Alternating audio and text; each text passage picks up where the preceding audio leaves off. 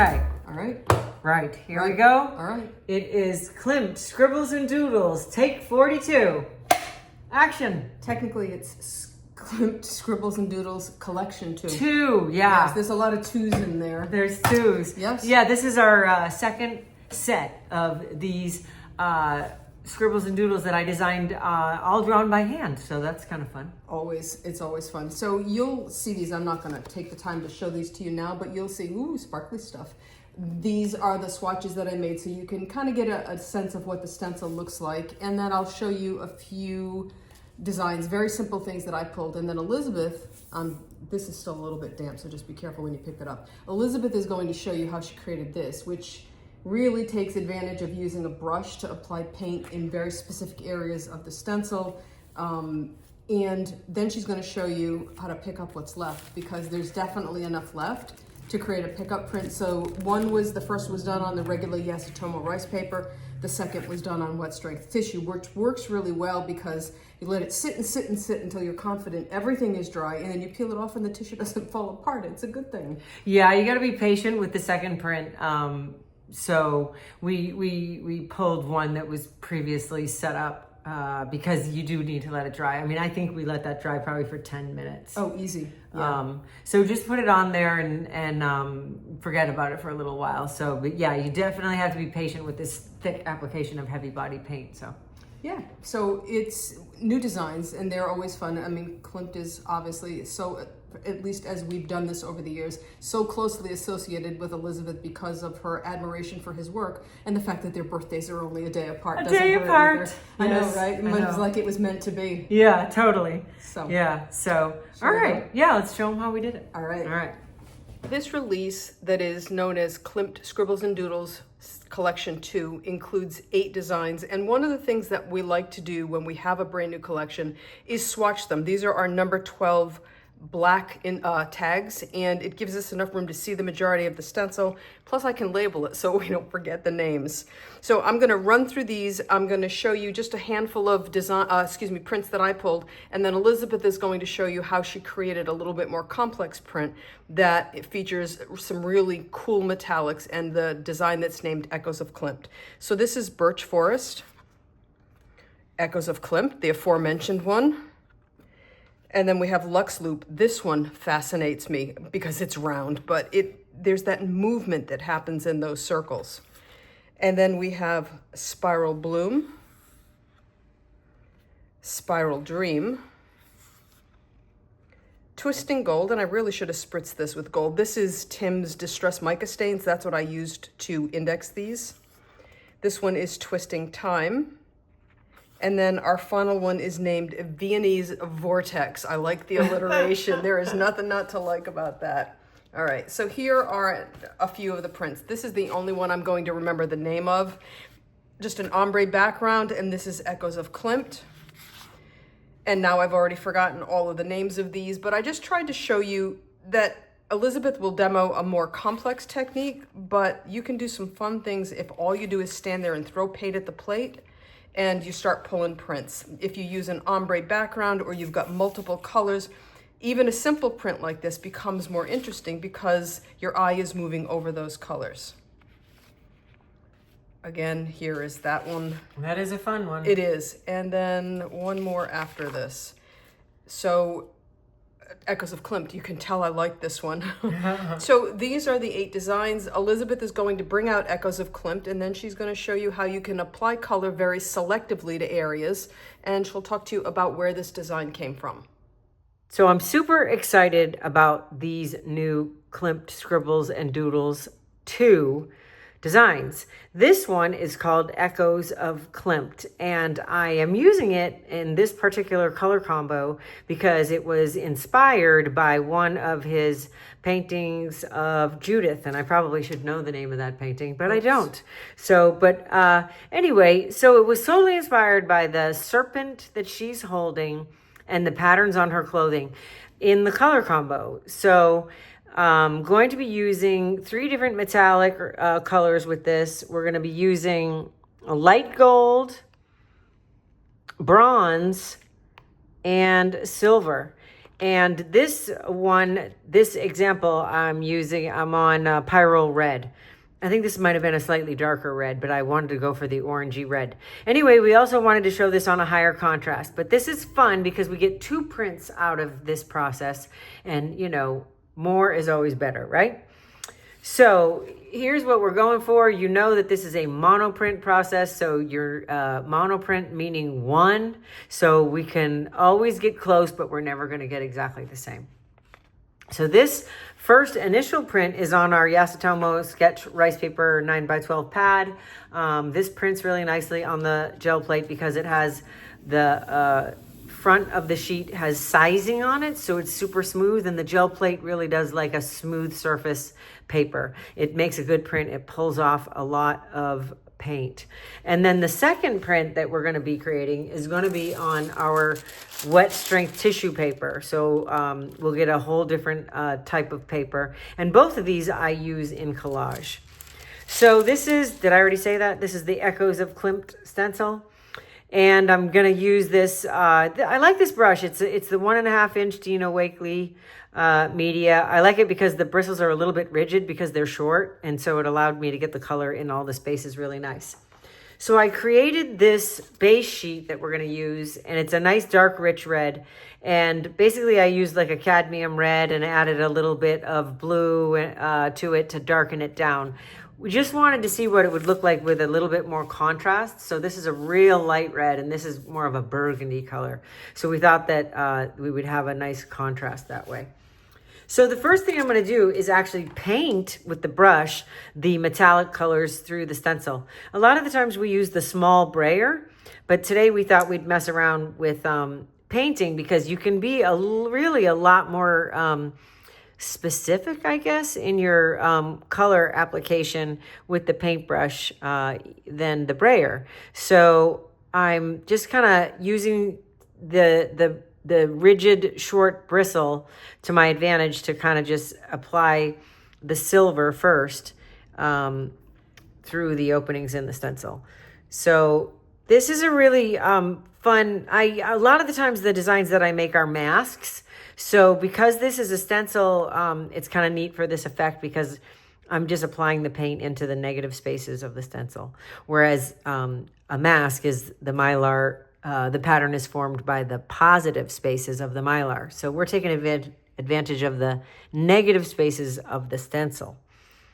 And I'm sorry, go ahead. Yeah, no. I was going to say the other thing that's interesting, all those brush marks that you would never get with a brayer. Now you're being really deliberate about letting those brush marks be there. You could certainly smooth the paint on a little bit more, but it provides a different level of, I would say different layer, a different level of texture that you can't get with a brayer. Yeah, exactly. And I'm laying it on a little heavy, and this is a little thick, and this is the heavy body paint. So we have a longer drying time. We have more time to manipulate it than we would if we use fluid acrylics, and we have more control over the paint going through the openings in the stencil with this. But the dry time is super helpful because we don't have to worry about it drying quicker than we can pull the print. So I'm just going to wipe that silver color out into a paper towel, and then I'm going to change to the gold. Are you deliberately working from light to dark? I am in terms of keeping the brush clean. Like I wouldn't have wanted to start with this and then go to the silver because it would contaminate it. I mean, I could wash the brush out in water, but honestly, most of the time I get most of the paint out of my brush in a paper towel. So I'm not dumping acrylic paint water down my drain. I throw the paper towel away. Yeah, that makes sense. So I am working from light to dark. That way I don't have to worry about a little bit of residual silver paint being in my gold or a little bit of residual gold being in the bronze. So yeah, that's a good point. So you just want to kind of hold the brush at an angle so that it doesn't scrape oops, that's the wrong color. So it doesn't scrape the paint out. So and I don't mind, I'm going to brush some of the one color into the other too, you know? So in some areas the colors can overlap and blend a little bit. That's also kind of cool. And it's a pretty heavy application also because we're going to get 2 prints out of this.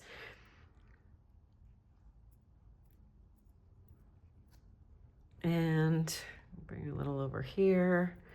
So I really like the color combo of these metallics with the red or the burgundy, because I was really inspired by his painting for the stencil design, and it's kind of neat to kind of emulate the painting colors as well.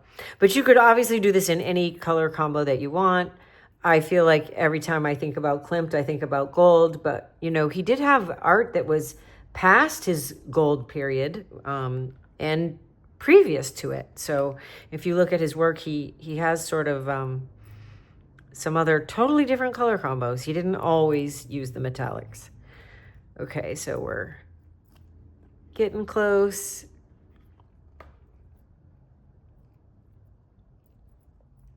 And brushing a little bit of it together, so we'll get some areas of solid and some areas of blending. Put a little more gold in there, and then I think we'll be good. Since we're printing with the red sheet, if you miss a spot, you don't have to worry that it's going to look bad, because it's not going to be white that shows through. It'll be that beautiful rich red from the sheet that I printed previously. So total accuracy is not necessary. Elizabeth, because these metallic paints have a tendency to be more translucent, are you adding color a little bit heavier than you would have to try to provide a little bit more depth of color, or are you just playing? Yeah, I am. Yeah, because when you look at the square icon on this paint container right here between my thumbs, that is a half-filled square. So that means it is halfway between opaque and translucent. So yeah, you have to lay it on a little heavier because it's not a total opaque color. A total opaque color will have a completely full square box, and a total translucent color will have a completely empty square box. So that's how you can tell opaque versus translucent in your colors. And yeah, because this is halfway, I'm laying it a little thicker so that it'll be a little bit more opaque. And the benefit of that, again, is also that we're going to get 2 prints out of this amount of paint. Okay, I think that's good. So then I'm going to take the stencil off the plate.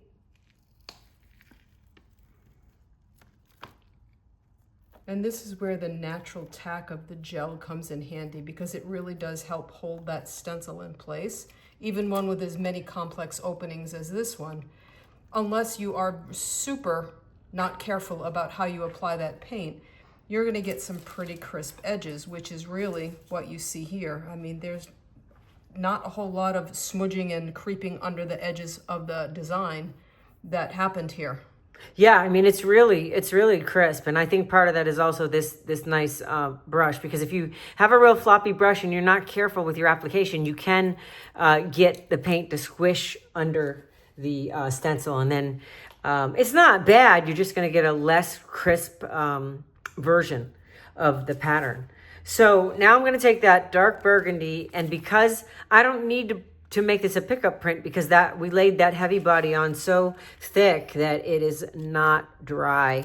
So and we have more time to work with it. So I'm going to use my Speedball Red Baron to make sure that I get good pressure out to the corners and the edges of this. And we're going to pull off about, I don't know, half or 2/3 of the paint for this print, and then we'll use the leftover on the wet strength tissue. So look at that. Holy moly. Ooh, isn't that pretty on the... Yeah, that's really cool on that dark background. And see the little openings in the paint when you have that red color showing through, it just adds to the depth of it. And we've got a decent amount of paint left there. Wow, I do like that contrast. That's really nice. Really pretty. Really, really nice. And then, so now we've got this, and we have to let this dry a little bit to brayer over the next color and then put the wet strength tissue on it. So we prepared one so that we wouldn't have to wait for this to dry. So you'll let this dry. It doesn't have to be bone dry, but it has to be dry enough that when you brayer another color over it, that you're not smudging it. And because it's heavy body paint, again, that's going to be a little bit of a wait time. So we have this one that I set up previously, and that's the same technique. And then I put a deep dark purple over it for the pickup print. And so this is ready to go on the wet strength tissue. And so this is the second print. There is just something about those metallic colors against a really dark background like that. And again, where it shows through those little openings where the paint wasn't perfect because you'd already pulled a print. Boy, does that look good. Yeah, it really does. It really looks good. So look at that. So we get 2 for 1 out of this. And we have more time to work because of the heavy application of the heavy body paint. So I wanted to do one more with this red, but really you can see that color combo here already. So whether you choose to do it on a medium value, kind of red, reddish orange, or you want to go for the higher contrast of this being a dark purple and then this one being a dark rich red. Wow, look at that, huh? Those are amazing. So the high contrast is super nice, and you just play around with your color combos. So the creative possibilities are endless, but this color palette and patterns inspired completely by Gustav Klimt. And we're so excited about all of them. Yep, that's one fantastic stencil out of this collection of 8. Yeah, only one. They're all fantastic. So anyway, we hope that you will find at least one of these designs that makes your heart aflutter, or all of them. Yeah, either way. So remember, it's about the process more than the end product. We had a really good time playing with these designs. Yep, we did. And I think that is a large part. First of all, we have a good time when we're together anyway, because we're silly as heck. Yes. But sometimes it's easy to lose sight of the fact that it's important to enjoy the process. Yeah. And I'm definitely guilty of that. Yeah, I mean,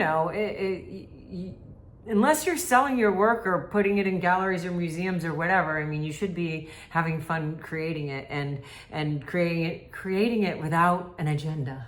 So you just have to loosen up, Barb. Oh yeah, like that's gonna happen. All right, we'll see you back here next week. Bye.